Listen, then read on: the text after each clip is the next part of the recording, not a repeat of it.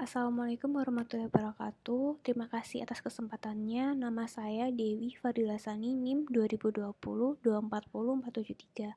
Hari ini saya akan menjelaskan tentang latar belakang dan juga pengertian dari strategi proses dan perencanaan kapasitas. Yang pertama adalah latar belakang. Mengapa kita perlu mempelajari materi ini? Dalam setiap proses produksi, diperlukan beberapa pertimbangan yang matang menyangkut batas maksimal kerja dari suatu alat yang digunakan selama proses produksi berlangsung. Hal ini sangat penting karena alat-alat produksi memiliki batasan dalam beroperasi. Dalam menjalankan fungsinya, alat tersebut jika dipaksakan atau digunakan secara terus-menerus tanpa mengetahui kapasitasnya akan menimbulkan resiko seperti overload, sehingga hal ini menjadi latar belakang mengapa perlunya strategi proses dan perencanaan kapasitas. Selanjutnya, mengapa sih strategi proses dan perencanaan kapasitas itu penting? Pengertian dari strategi proses sendiri adalah pendekatan organisasi untuk merubah sumber daya yang dimiliki menjadi barang dan jasa. Tujuan dari strategi proses adalah untuk menemukan jalan yang paling efisien dan fleksibel dalam menghasilkan barang dan jasa yang berkualitas. Strategi proses sendiri ada 4. Yang pertama, pendekatan proyek, pendekatan batch production, pendekatan mass production, dan pendekatan continuous process.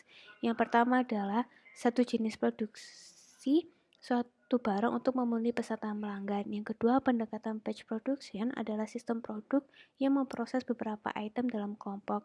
Yang ketiga, pendekatan mass production adalah memproduksi barang yang volumenya besar dengan produk yang terstandarisasi. Yang terakhir, pendekatan continuous process adalah pendekatan yang digunakan untuk komoditas produk yang volumenya sangat besar.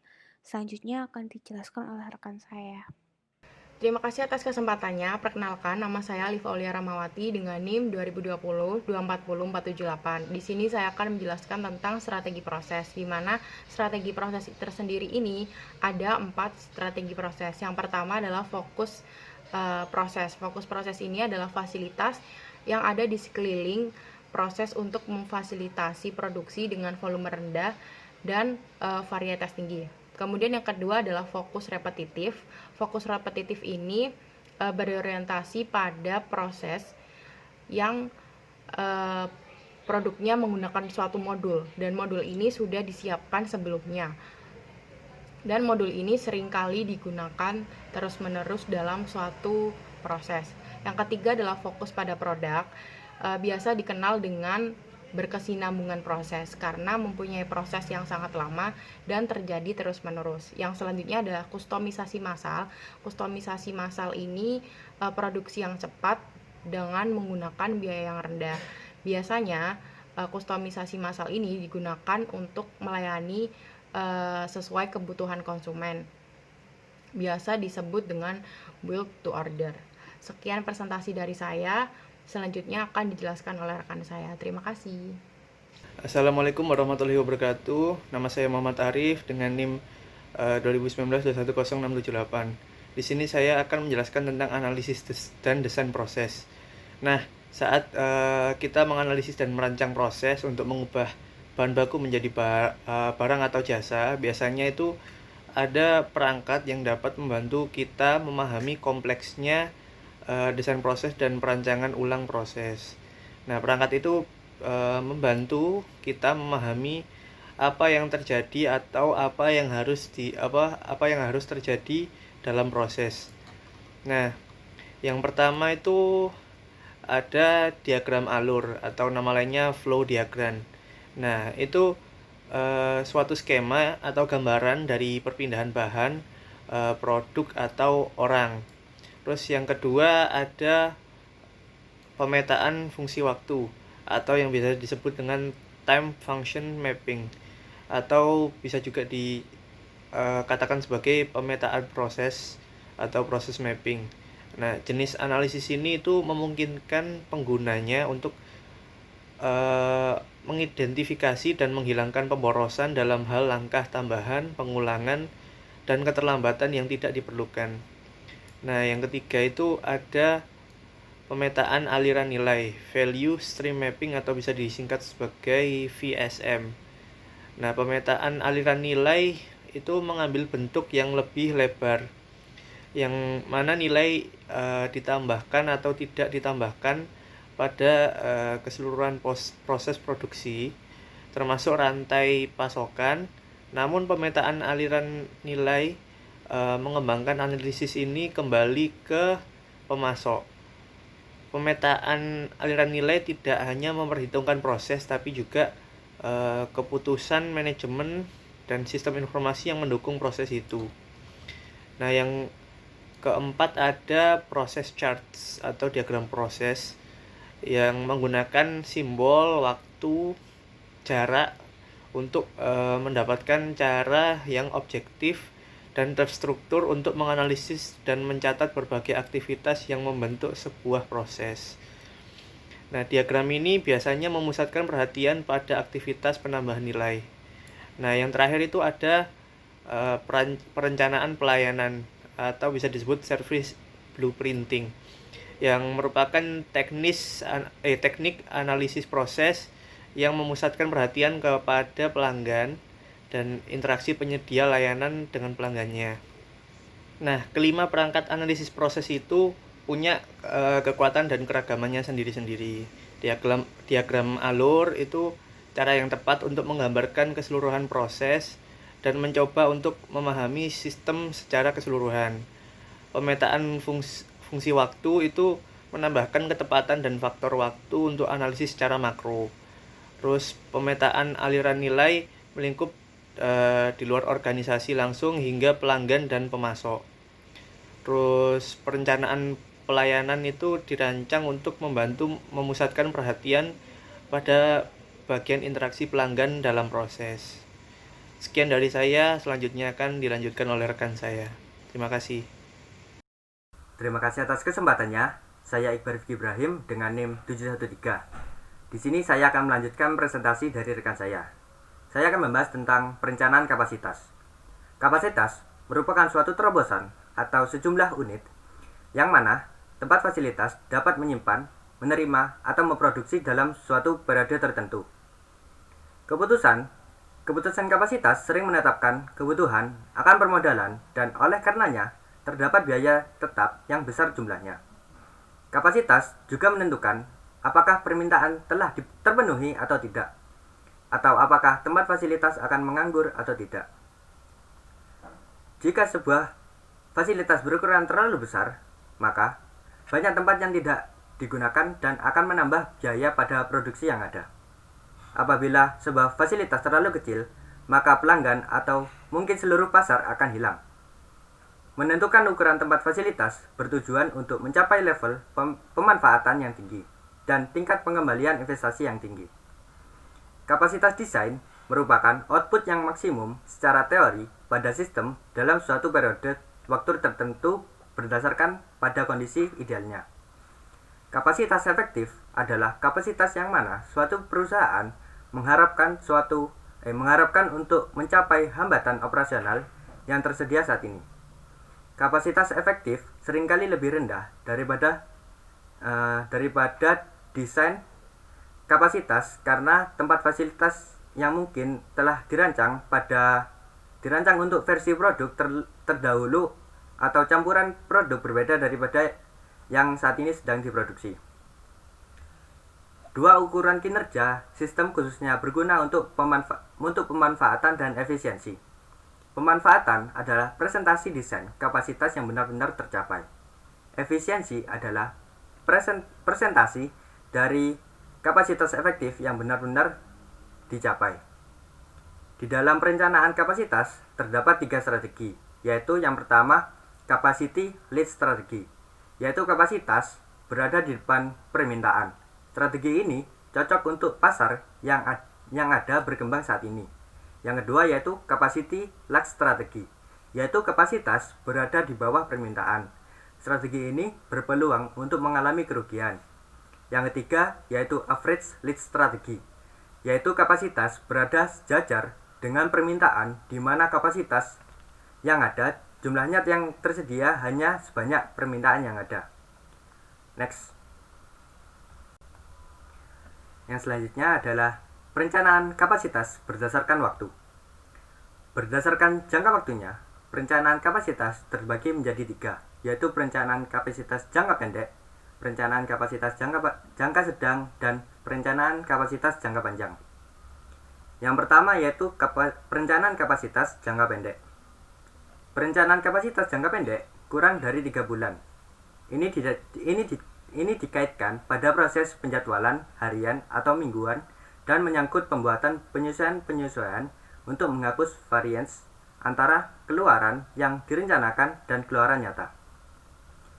Keputusan perencanaan mencakup alternatif-alternatif seperti kerja lembur, pemindahan personalia, penggantian routing produksi.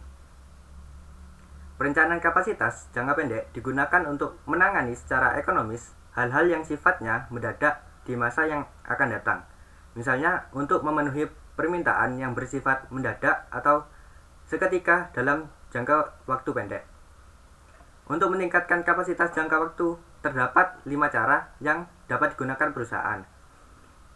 Yang pertama itu meningkatkan jumlah sumber daya dengan cara penggunaan kerja lembur, menambah regu kerja, memberikan kesempatan kerja secara part-time, subkontrak, dan kontrak kerja. Yang kedua yaitu memperbaiki penggunaan sumber daya dengan cara mengatur regu kerja dan menetapkan schedule.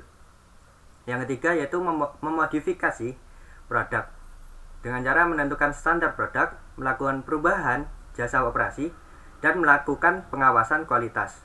Yang keempat yaitu memperbaiki permintaan dengan cara melakukan perubahan harga dan melakukan perubahan promosi.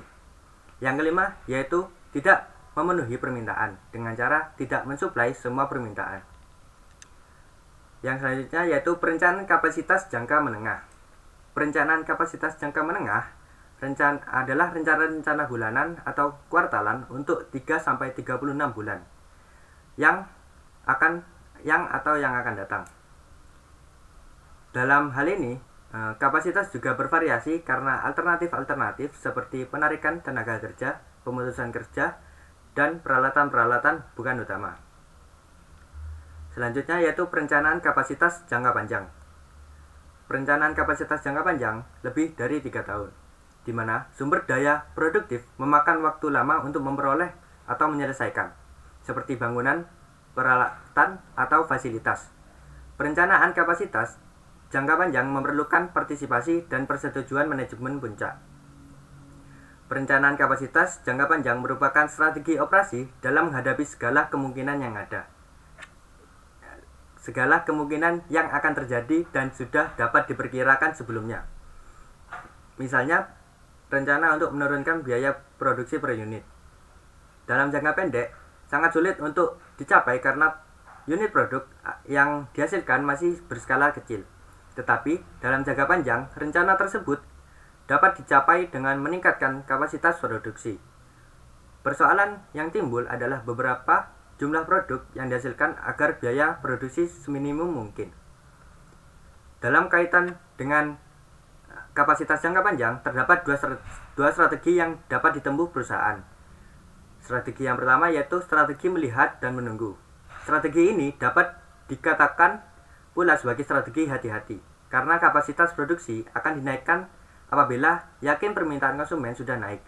Strategi ini diperoleh dengan mempertimbangkan bahwa setiap kali terjadi kelebihan kapasitas, perusahaan harus menanggung resiko karena investasi yang dilakukan hanya ditanggung dalam unit yang sedikit.